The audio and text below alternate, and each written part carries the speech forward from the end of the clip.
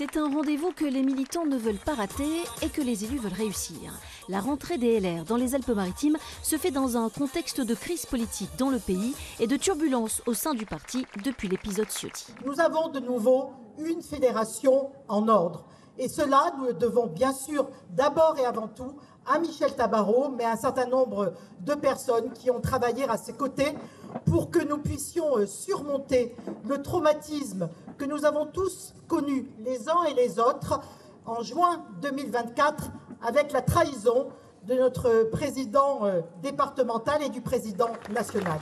Ceux qui sont restés aux Républicains affichent ostensiblement leur union en vue des prochaines élections. Mais lundi, lors du vote de confiance à François Bayrou, les députés étaient divisés. Michel Tabarot a voté pour, Éric Pauget et Alexandra Martin ont voté contre et ils étaient absents de cette rentrée. Il faut qu'on écoute bien ce que nous disent nos concitoyens. Ils veulent de la stabilité. Soit on apporte un soutien à un gouvernement et c'est une décision que nous avons prise tout ensemble, à travers un comité stratégique et à travers un bureau politique. Donc c'est notre famille qui a pris cet engagement. Si certains veulent jouer cavalier seul, je pense que dans la période actuelle, ça n'est pas propice. Lui veut incarner la capacité du parti à gouverner. Le ministre des Transports démissionnaire souhaite faire partie du gouvernement Le Cornu. Je pense que dans les deux précédents gouvernements, les Républicains ont montré que c'était un parti de gouvernement, que quand on était en responsabilité, on était capable de bien gérer nos secteurs respectifs.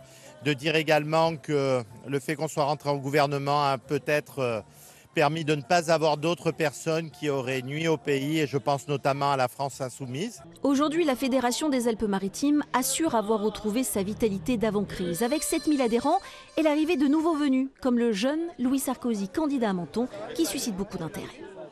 C'est un bon politicien.